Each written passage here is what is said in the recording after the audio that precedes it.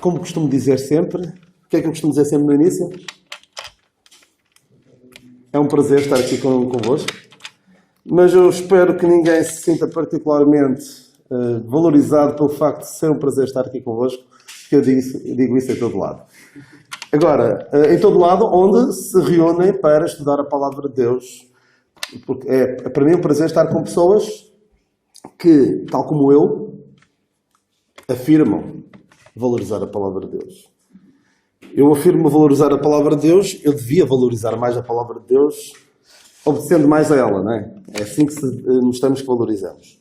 Mas a razão pela qual cada um de vocês se deve sentir valorizado é porque Cristo Jesus veio ao mundo para salvar os pecadores, dos quais eu sou o principal.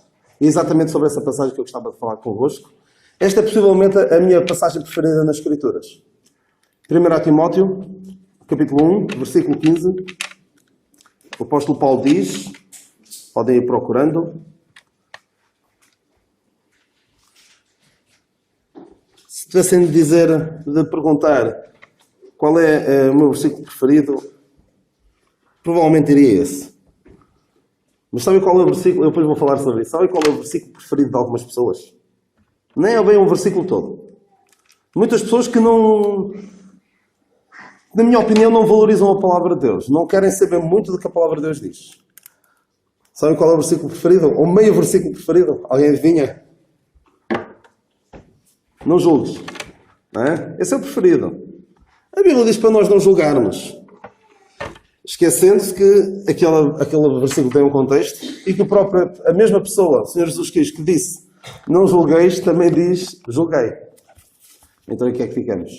Depende das situações e há uma explicação para isso. Mas, então, vamos lá ver 1 Timóteo 1, capítulo 1, versículo 15, e diz assim a palavra de Deus. Esta é uma palavra fiel e digna de toda a aceitação, que Cristo Jesus veio ao mundo para salvar os pecadores, dos quais eu sou o principal. Mas por isso alcancei misericórdia, para que em mim, que sou o principal, Jesus Cristo mostrasse toda a sua longanimidade, para exemplo dos que haviam de crer nele para a vida eterna.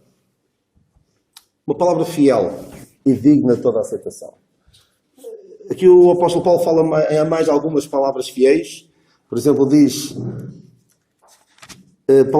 esta é uma palavra fiel. Se alguém deseja o episcopado, excelente obra deseja. Também há outras onde ele diz esta expressão, esta é uma palavra fiel. Mas esta é de facto uma palavra fiel, digna de toda a aceitação. Há afirmações que o mundo vai dizendo e que são frases que até podem funcionar, mas podem também não funcionar. Por exemplo, uma frase que é muito comum ouvir-se é só há duas coisas certas na vida. Sabem qual é? Qual é? Como? Nascer e morrer. Uma delas, a frase é atribuída a Benjamin Franklin e dizia assim: só há duas coisas certas na vida, a morte e os impostos. Mas quem conhece as grandes empresas, os grandes empresários, sabe que os impostos nem sempre são uma coisa certa, para alguns não é, infelizmente. E para nós que temos esta bem-aventurada esperança do arrebatamento, da vinda do Senhor para arrebatar a sua igreja, a morte não é certa. Para muitas pessoas é certa. E se o Senhor não vier antes, sabemos que a morte irá acabar por surgir. Se o Senhor não vier nos próximos 100 anos, possivelmente mesmo o Lucas, o Tito e a Gabriela. Eu achava que era a Gabriela, mas agora estava esquecido de repente. Da Gabriela provavelmente já não estarão cá, mas nós temos esta bem-aventurada esperança de que o Senhor virá buscar a sua igreja e que podemos não passar pela morte. Ou seja, esta não é uma palavra fiel e digna de toda a aceitação.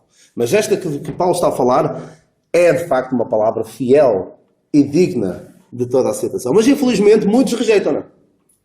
E é curiosíssimo que muitas pessoas que rejeitam esta palavra fiel vão ocorrer direitinhos em relação a outras palavras que não são fiéis nem dignas de toda a aceitação.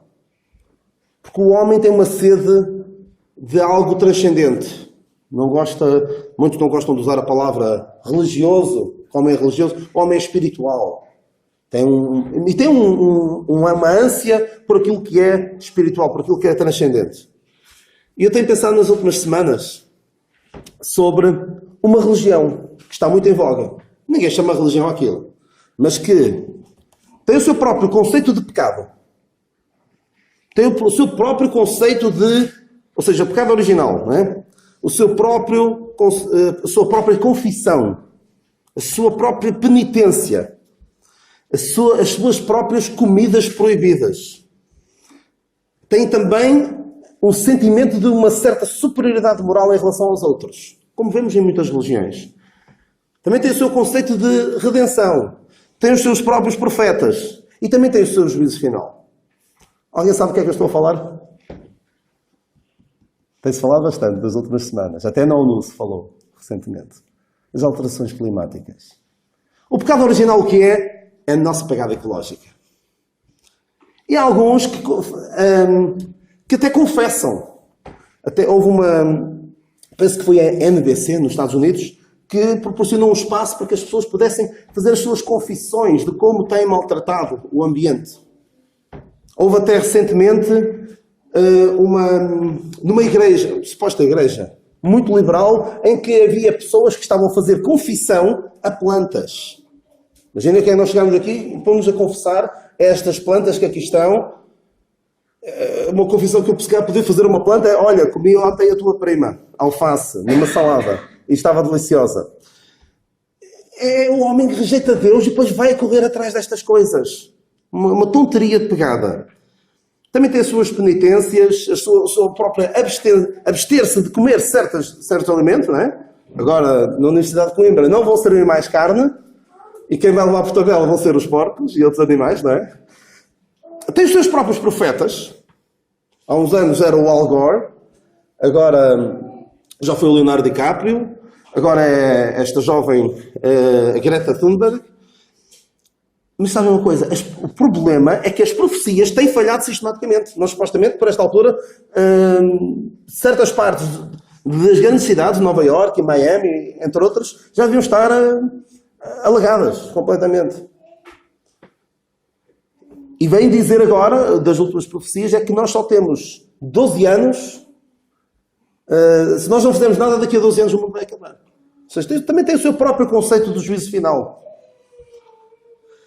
E muitas destas pessoas que defendem acerrimamente estas questões querem passar uma ideia de superioridade moral. Aquelas pessoas que são vegetarianas vão-se preparando que vamos começar a levar com um olhar de desprezo e até alguma agressividade por parte dos defensores dos animais por causa de comermos carne. Se comermos carne, a Amazónia arde. Atenção, eu não vou dizer que nós devemos desconsiderar o meio ambiente. Nós fomos colocados aqui na Terra, Adão foi colocado na Terra para lavrar e cuidar da Terra. E nós devemos cuidar da Terra. Mas não é sermos servos da Terra.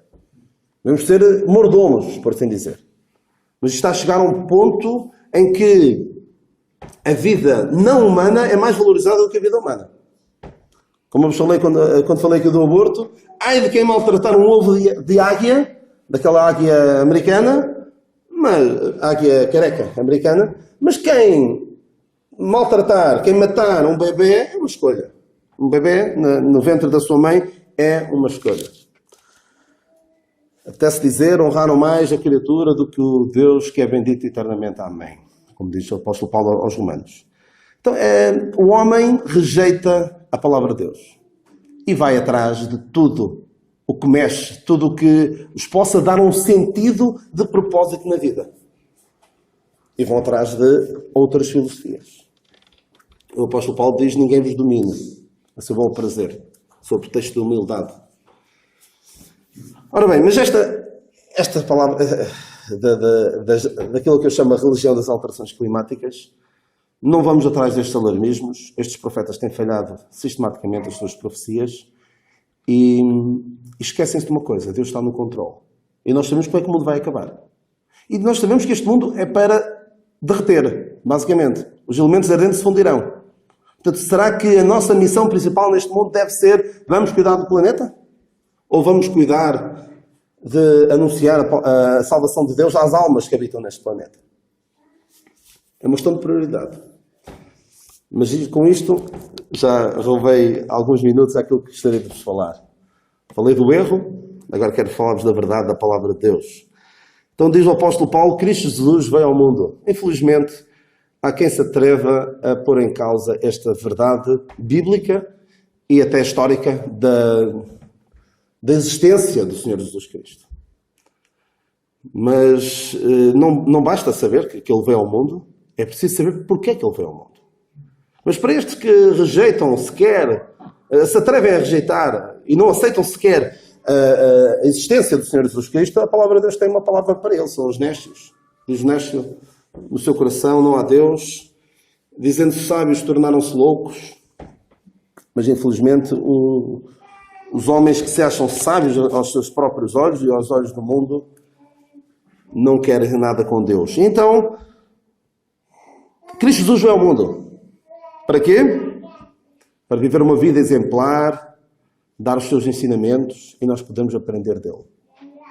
É para isso que ele veio? Essa é a sua principal missão? Atenção, o Senhor Jesus Cristo veio e viveu uma vida exemplar. É verdade que o Senhor Jesus Cristo veio e ensinou como ninguém mais ensinou. Mas se ele tivesse ficado por aí, se ele tivesse ficado por viver uma vida exemplar e ensinar como nunca ninguém tinha ensinado, ele não podia salvar ninguém. Foi preciso a sua morte. E infelizmente muitos falam de um Cristo espetacular. Um homem extraordinário. Um homem como nunca ninguém viu. Mas não falam da sua morte. Até apetece dizer isto. Que história tão bela que nos estão a contar. Foi uma pena ele ter morrido. E nós não podemos dizer isso. A morte do Senhor Jesus Cristo, por nós pecadores, é a melhor notícia que alguém pode receber hoje. Não é de Jesus Cristo é uma pessoa extraordinária, Ele quer mudar a tua vida, quer ajudar-te nas tuas dificuldades. Nada disso. Sabe uma coisa? Alguém dizia, se a nossa maior necessidade fosse de educação, instrução, Deus teria mandado um professor, um mestre. Se a nossa maior necessidade fosse de viver uma vida com uma conduta mais elevada, teria mandado um grande exemplo. Mas como a nossa maior necessidade era de salvação, Ele mandou-nos um Salvador. E volto a dizer, não desprezando de forma alguma os seus ensinamentos e a sua vida exemplar, porque sem a sua vida exemplar e sem os seus ensinamentos, a sua morte também não teria valor. Mas o essencial, e que nós não devemos abrir mão, é a sua morte e a ressurreição. Por nós, pecadores.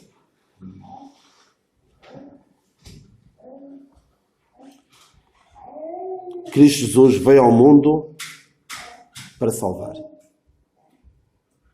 Extraordinária esta mensagem. E não podemos ceder nem por uma hora em relação a esta verdade. De que, infelizmente, alguns que não falam, não dão a devida ênfase à morte do Senhor Jesus Cristo. Sabe porque é que eles não podem falar da morte do Senhor Jesus Cristo? Não é preciso falar da morte do Senhor Jesus Cristo. Sabe porquê? Porque é que a morte do Senhor Jesus Cristo é necessária? O que é que aconteceu que torna necessária a morte do Senhor Jesus Cristo? Uma palavra de 6 letras. Pecado. Mas se não se fala de pecado, como muitas igrejas optam por não falar, porque fere as pessoas. Isso é julgar as pessoas. Não se fala de pecado, não há necessidade. É caso para perguntar, o Senhor Jesus Cristo morreu por ti, mas Ele morreu por mim porquê? Porque não se falou de pecado, em toda a exposição bíblica não se falou de pecado. Então é necessário Jesus Cristo para quê? A morte do Senhor Jesus Cristo é necessária para quê? A morte do Senhor Jesus Cristo é a solução para o nosso problema do nosso pecado. Mas, infelizmente, para não ferir as pessoas, para não se fazer sentir mal, para não atentarmos à sua dignidade, não se fala de pecado. Recentemente, por falar em um atentado à dignidade, porque, de facto, o Evangelho é um atentado à dignidade humana. O homem sente-se indigno. O homem que é confrontado com o seu pecado sente-se indigno. Houve recentemente um médico que se recusou a se referir a um homem de barba, com corpo de homem, recusou-se a chamar senhora. Um médico. Recusou-se e foi despedido. Depois foi para o tribunal e o tribunal disse que as suas convicções bíblicas eram atentatórias à dignidade humana. Estamos neste ponto. O Daniel anda a falar já há uns anos destas coisas e eles dizem, Daniel, estás a sonhar. Mas está a acontecer no Reino Unido. E como eu digo, isto é uma máquina do tempo. Vemos o que é que se passa no Reino Unido, nos Estados Unidos, no Canadá. No Canadá acho que aquilo ainda consegue estar pior do que nos Estados Unidos, porque tem um governo bastante liberal. E eles vão a eleições em breve também. Espero que haja ali, pelo menos, uma mudança para que as coisas não continuem a degradar-se. Mas nós podemos ver, vendo o que se passa nos outros países, podemos ter uma ideia do que é que por aí vem. Mas, de facto, o Evangelho é um atentado à dignidade humana. O Paulo diz que Cristo Jesus veio ao mundo para salvar. Eu não sei se algum de vocês tem uma Bíblia assim. Eu nunca encontrei uma, também não ando à procura, em que a última palavra da página, assim aqui, seja salvar. Gostaria de imaginar alguém a ler a palavra de Deus pela primeira vez e chega a este versículo e diz: Cristo Jesus veio ao mundo para salvar. Eu sou. Quer salvar quem? Os pecadores. Os pecadores. Porque eu gostava que me viesse salvar a mim, mas os pecadores. Que coisa desagradável. Chamar pecador a alguém, não é? Mas é para isso que ele veio. O Evangelho é uma boa notícia para os pecadores. Para os que são bons, não é nada boa notícia. E é isto que tem sido a tragédia maior da humanidade. É o ser humano não se sentir pecador. Não se sente pecador, não se sente necessidade de um Salvador. Sente necessidade de uma religião que o faça sentir-se melhor, que o coloque em paz consigo mesmo, mas nem pensar numa salvação que o obrigue a humilhar-se, uma salvação que é, como disse, é um atentado à dignidade humana. Isso não. As pessoas não querem isso. E é só verificar o que é que, por vezes, as pessoas vão colocando no Facebook e vamos ouvindo as pessoas a falar. Muitas pessoas que não conhecem a Deus verdadeiramente acham-se muito boas. Os outros é que são os maus. Todos os outros são piores do que eles próprios. E isto, o sentimento de autojustiça, é a maior tragédia do ser humano. É mesmo. Mais do que o cancro, mais do que a SIDA, mais do que as alterações climáticas, mais de qualquer outra tragédia que assola o ser humano, eu creio que a maior tragédia é não reconhecer o seu pecado. Porque é isso que o torna incapaz, o torna inapto, o torna não elegível para a salvação. Não estou aqui a entrar na questão da eleição nem nada, mas por falar nisso, havia, e vem ao encontro disto. Nesta questão de eleição não me meto. Não vou atrás daqueles que dizem que Deus já predestinou alguns para salvação, outros para condenação. Claro que não vou atrás disso. Mas havia um crente que tinha um patrão que era descrente, ateu, e gozava com ele, e depois brincava com ele a dizer assim. O patrão dizia assim: então será que eu sou um dos eleitos? Será que eu sou um dos eleitos? E escarnecia dele. E um dia, este empregado que era crente respondeu-lhe e disse: olha, eu não vejo como é que o senhor possa ser eleito se nem sequer se candidata. E respondeu e acabou ali com a... Penso eu terá acabado ali com a brincadeira. O problema de muitos não querem a salvação, não se candidatam, nem sequer se colocam nas mãos de Deus, admitindo o seu estado de pecador e clamando a Deus por misericórdia. Porque só assim que o homem pode ser salvo. Vamos a Lucas 18, rapidamente. Lucas 18, que fala-nos de dois homens. Dois homens que, de facto, eram bem diferentes. E o ser humano, a raça humana divide-se nestes dois tipos de pessoas. Sem exceção. Lucas 18, versículo 9. E disse também esta parábola: uns confiavam em si mesmos, querendo que eram justos, e desprezavam os outros. 2 homens subiram ao templo a orar, um fariseu e o outro publicano. O fariseu, estando em pé, orava consigo desta maneira: ó Deus, graças te dou, porque não sou como os demais homens, roubadores, injustos e adúlteros, nem ainda como este publicano. Jejuo 2 vezes na semana e dou os dízimos de tudo quanto possuo.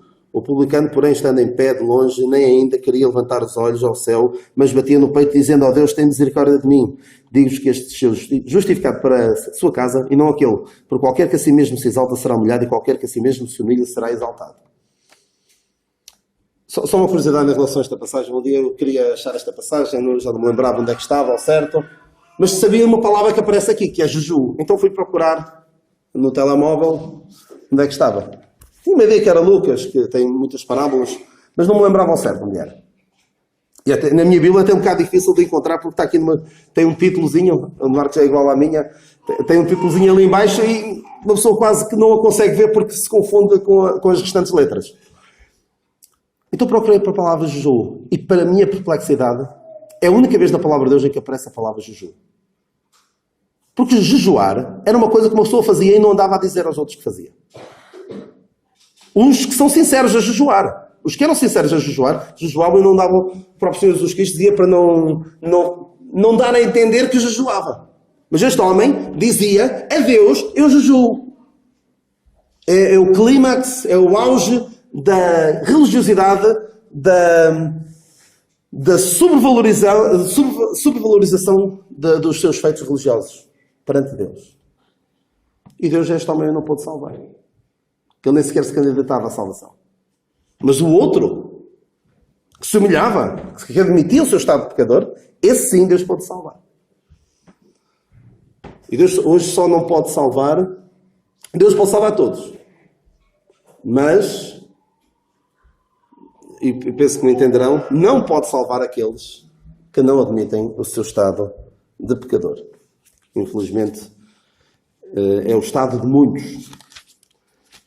E estes 2 homens fazem-me lembrar, os 2 juntos fazem-me lembrar um homem. O que é que vos faz lembrar? Há um homem que foi estes 2 homens. Saulo e Paulo. O Saulo era o fariseu. Achava-se o melhor. Ele dizia que na minha nação cedia em judaísmo a muitos da minha idade. Em Gálatas 1:15. E na minha nação cedia em judaísmo a muitos da minha idade, sendo extremamente zeloso das tradições dos meus pais. E ele diz aos Filipenses, ele faz ali um rol daqueles feitos extraordinários que ele tinha. Hebreu de Hebreus. Ele começa por dizer: se alguém cuida que pode confiar na carne, em Filipenses 3:4, ainda mais eu, circuncidado ao 8º dia da linhagem de Israel, da tribo de Benjamim, hebreu de Hebreus, segundo a lei, fui fariseu, segundo o zelo, perseguidor da igreja, segundo a justiça que há na lei, irrepreensível, mas que para mim era ganho, reputei a perda por Cristo, e na verdade tenho também por perda todas as coisas pela excelência do conhecimento de Cristo Jesus, meu Senhor, pelo qual sofri a perda de todas estas coisas, e as considero como ter para que possa ganhar a Cristo e seja achado nele, não tendo a minha justiça que vem da lei, mas a que vem pela fé, em Cristo, a saber a justiça que vem de Deus pela fé. Aqui, o extraordinário nesta passagem é: e seja achado nele. O problema deste fariseu é que ele achava-se a si mesmo, tinha-se em grande conta. Mas só pode ser salvo aquele que, percebendo o seu estado de pecador, deseja ser achado nele. Não a minha justiça, mas a sua justiça. Reparem como um homem com uma conduta irrepreensível, a nata da nata, creme de la creme dos fariseus, estava perdido. E Paulo mostra isto. Como o mais destacado, o mais ilustre dos religiosos pode estar perdido. Mas o principal dos pecadores pode ser salvo. E Paulo mostra isso claramente. Ou seja, enquanto ele foi o mais ilustre dos fariseus, estava perdido. Não havia nada a fazer por ele. Nada, percebem o que eu quero dizer? Enquanto ele não saiu daquele estado, ele estava perdido. Mas quando admitiu que era o principal dos pecadores, aí já havia esperança para ele. Podemos imaginar o seguinte, porque ele diz aqui a seguir, para salvar os pecadores, dos quais eu sou o principal. O mais vil, o pior, o mais destacado pela negativa dos pecadores. Imaginemos o limiar da salvação, uma linha que separa os perdidos dos não perdidos. Saulo era o mais destacado dos religiosos e não atingia esse nível. E ele podia dizer, peçam-me essas, não tem hipótese comigo. Com aquilo que eu era antes, ninguém se pode comparar comigo. E ele não atingia a salvação. Mas agora que ele se auto-intitula, se reconhece o principal dos pecadores, o mais baixo é salvo. Extraordinário. E só assim é que Deus pode salvar. Quando alguém, como diz o cântico, foi na cruz onde um dia eu vi o meu pecado castigado em Jesus, foi ali pela fé que meus olhos abri e agora me alegro em sua luz. Só aí. Antes não há nada a fazer. Enquanto uma pessoa passa a vida a comparar-se com os outros e a pensar, olha para o outro, esta pessoa é tão indigna, tão pecadora. Graças a Deus que eu não sou como ela. Quem é que diz isso? É um fariseu. Isso é um fariseu a falar. Agora, uma pessoa que realmente compreenda o seu estado de pecador, nem precisa de olhar para os outros para se comparar. Precisa de olhar para Deus e dizer, tem misericórdia de mim, pecador.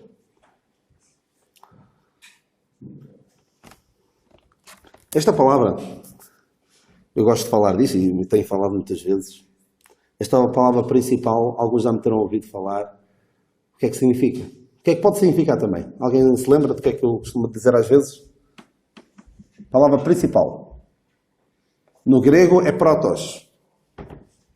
Protos, ainda na viagem perguntei ao Lucas, para ver se ele sabia dizer o que era. O que é um protocerátopo? Protocerátopo. Protocerátopo. Proto, primeiro. Cera, chifres. E topos, cabeça. Acho que é assim. É o primeiro dinossauro que foi descoberto com chifres na cabeça. A palavra proto significa primeiro. De onde vem a palavra? Por exemplo, protótipo. E sempre que Paulo usa a palavra protos nas suas epístolas, sempre, sem exceção, é traduzido por primeiro. Primeiro. Também pode significar principal, por exemplo, quando aparece principal dos sacerdotes, a palavra é a mesma. Nos Evangelhos e no livro dos Atos, o principal dos sacerdotes é protos. Paulo, de facto, foi o primeiro salvo pela graça, por meio da fé. O primeiro a ser salvo da maneira que foi, porque acho que mais ninguém foi salvo daquela maneira, não é? Aparecer uma luz que cedia à luz do sol, caiu por terra. Não diz que caiu do cavalo, nós pensamos sempre que caiu do cavalo, mas não há indicação nenhuma de que ele fosse necessariamente a cavalo, mas ele teve que cair por terra. Ninguém teve uma salvação como uma experiência de conversão como a dele, creio eu. Mas foi preciso ele chegar ao fim de si mesmo, perceber que não fazia sentido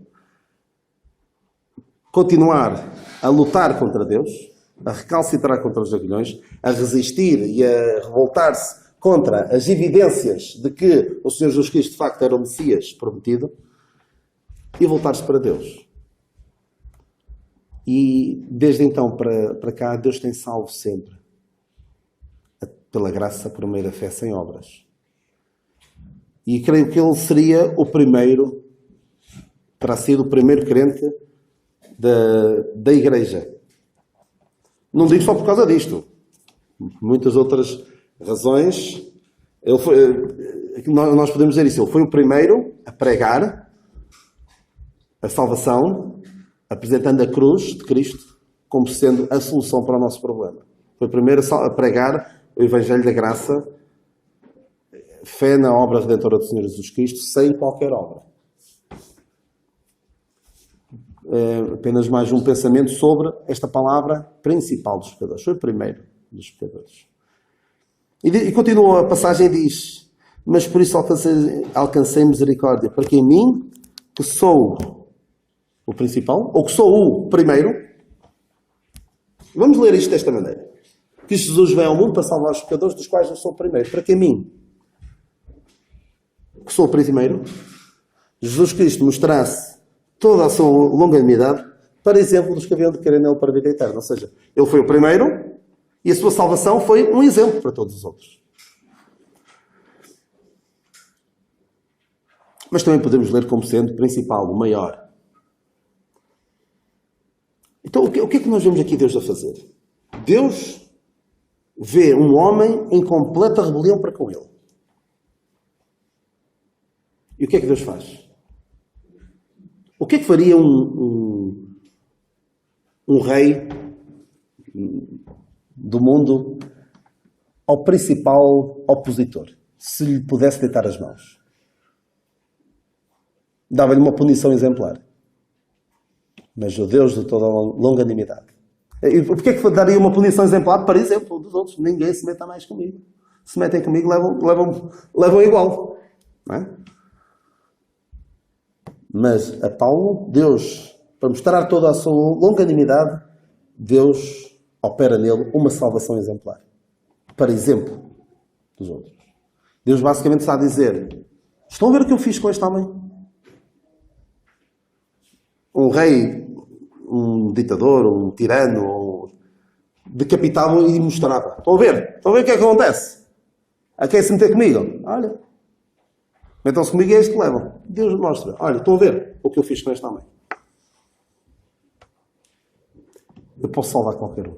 Se eu pude salvar este homem, eu posso salvar qualquer um. Eu costumo dizer que se alguém pecou tanto, que não merece a salvação de Deus, quem é esse homem? Esse homem é Paulo. O homem que pecou tanto, que não merece a salvação de Deus, esse homem é o Paulo, Daniel. Sou eu. Não é o Paulo. É fácil apontar para o Paulo. Não, estão a ver como o Paulo é mau e Deus salvou-o. Não. Deus mostrou toda a sua longanimidade salvando-me a mim. Salvando o Paulo Daniel. E se Deus pode salvar o Paulo Daniel, pode salvar qualquer um. Porque é preciso que cada um de nós perceba que ele mesmo, ou ela mesma, é o principal dos pecadores. Ai de quem continua a achar que há quem seja mais pecador do que ele. Porque eu vou dizer-lhe uma coisa que não é só para ficar bem numa mensagem, para ser uma frase bonita, de falsa humildade. Eu não conheço ninguém que peque tanto quanto eu. Eu não ando aqui atrás das pessoas a ver que pecados é que elas cometem. Alguns parece que gostam. Ver, olha o que ele fez. Eu não conheço, sinceramente, ninguém que peque mais do que eu. E se algum de vocês conhece, se calhar tem o azar de conhecer alguém mesmo muito, muito mau, ou se calhar não tem plena consciência do seu pecado. E isto é uma lição também para nós. Que Paulo também aprendeu essa lição. Paulo, quando falava a alguém do Evangelho, ele sabia, por muito indigna que fosse aquela pessoa, por muito acabada, arruinada do ponto de vista moral fosse aquela pessoa, ele poderia pensar: eu sou tão pior do que tu, e Deus salvou-me. E provavelmente ele poderia dizer isso. Terá dito isso a algumas pessoas. Deus pode salvar-me a mim. Deus pode salvar-te a ti. E que Deus nos livre do espírito farisaico de Deus salvou-me porque eu era um bocadinho melhor do que os outros. Eu sempre fui um bocadinho melhor do que os outros. Eu sempre fui bem comportadinho. Isso é quase como dizer: olha, os meus trapos de imundícia, aqueles panos de pôr à volta das feridas da lepra, os meus trapos de imundícia são um bocadinho mais limpos do que os teus. Isso adianta de alguma coisa? Adianta de alguma coisa? aos meus olhos, ser menos pecador do que o outro, adianta? Se calhar só atrapalha. Se calhar só atrapalha. Nós pensarmos que os outros são mais pecadores do que nós, isso só vai atrapalhar. Eu estou quase a terminar e queria mostrar-vos então aqui uma coisa. Peguei em Legos. E vamos imaginar que isto é esta torre. São os pecados de uma determinada pessoa. Isto é de outra. Não interessa a cor. Isto é de outra. Isto é de outra. Tem aqui várias torres de Legos que tentam ilustrar a quantidade de pecados. Claro que esta aqui não é nenhum de vocês, pois não, esta que eu acabei de pôr, que é mais alta. Nenhuma de vocês. Não é esta. Todos vocês, se calhar, se eu for algum destes, deve ser este mais baixinho, não é? Mas não peca assim tanto. Mas isto é como nós vemos o pecado. Nós olhamos e vemos, olha, este aqui é mais alto, este é mais baixo. Mas sabem como é que Deus vê? Deus vê de cima. E de cima Deus apenas vê, espero que isto não caia, Deus só vê pecado. Ok? Deus vê de cima. Vê que há pecadores. Não anda aqui a medir pecados. E por isso é que nós dizemos, sem medo nenhum, que Deus pode salvar a pessoa que nós possamos considerar mais abjeta, mais vil à face da terra, desde que ele se compreenda que Deus o vê de cima e que o vê apenas como um pecador. Mas Deus também não pode salvar aquele que tem poucos pecados e realmente olha à sua volta. Este aqui. Olha à sua volta e vê, se eu puder ver os outros, olha, eu sou, não é o maior da minha aldeia, como dizia o outro, mas sou o melhor dos que estão aqui à minha volta. E lá está, e cada um vê sempre os pecados dos outros com uma lupa e os seus próprios com um microscópio. Temos esse grande, todos nós sofremos desse grande problema e temos de nos ver à luz da palavra de Deus. Mas Deus não pode salvar essa pessoa que se acha melhor que os outros, apesar de aparentemente ter poucos pecados. Deus pôde salvar aquele homem, o John Newton, que escreveu o Sublime Graça, um traficante de escravos, pôde salvá-lo. Mas digo-vos, isto pode ser um bocado chocante, mas se a Madre Teresa de Calcutá não reconheceu o seu estado de pecador e aceitou a obra da redenção realizada pelo Senhor Jesus Cristo, ela partiu perdida. Isto é muito chocante de dizer. O mundo é capaz de desligar depois de lhe dizer uma coisa destas. Mas Deus salva o ímpio. Há aquele que não pratica, Romanos 4, 5, creio eu, há aquele que não pratica, mas crê naquele que justifica o bem comportado, o que é moralmente mais elevado. Não, o ímpio. Deus justifica o ímpio. Cristo Jesus veio ao mundo para salvar os pecadores. E que Deus nos livre de nós termos, depois de estarmos salvos, aqueles nós que somos salvos e os que não são salvos possam compreender o seu estado de pecador. Que Deus nos livre deste espírito farisaico. Este espírito de eu sou melhor do que tu e Deus salvou-me porque eu até sou mais ou menos bem comportadinho. Não, Deus salvou-nos apesar do nosso pecado. Alguém diz, com algum sarcasmo e algum humor, que a segunda vinda do Senhor Jesus Cristo será precedida da segunda vinda dos fariseus, tal como a primeira vinda do Senhor Jesus Cristo foi precedida da vinda dos fariseus. Podemos estar, e podemos ser nós, achados entre eles, na segunda vinda dos fariseus, pessoas que estão mais dispostas a apontar o pecado dos outros do que a apontar a salvação, a solução para o pecado dos outros. E também tenho dito, não vou dizer para vocês pôr isso ali na porta, mas seria uma frase até bastante para espicaçar um bocadinho as pessoas. Igreja em manhã. pecadores são bem-vindos. Ou só permitida a entrada a pecadores. Por vezes pode passar a ideia de que nós apenas queremos aqui pessoas que não são pecadoras. E Deus nos livre desse espírito. Deus nos ajude para que nós possamos ser como, não como Saulo, mas como Paulo, que entendeu o seu estado de pecador. E que ele era o principal dos pecadores. Que cada um de nós perceba que é o principal dos pecadores. Que é a pessoa menos digna da salvação de Deus. E que Deus nos livre de olhar para alguém à nossa volta e pensar: por esta pessoa já não há nada a fazer. É tentador, sinceramente, é tentador que há pessoas que realmente já endureceram de tal forma no seu coração que parece que já não há nada a fazer por elas. Mas se Deus pôde salvar o apóstolo Paulo, se Deus pôde salvar o Paulo Daniel, Deus pode salvar todos, sem exceção. Desde que eles próprios reconheçam que são o principal dos pecadores. E não o menos mau dos pecadores. Não o melhorzinho dos pecadores. É esse, Deus não pode salvar mesmo. Que Deus nos abençoe e nos ajude a compreender estas verdades e alegrar-nos com esta verdade de que Cristo Jesus veio ao mundo para salvar os pecadores, dos quais eu sou o principal.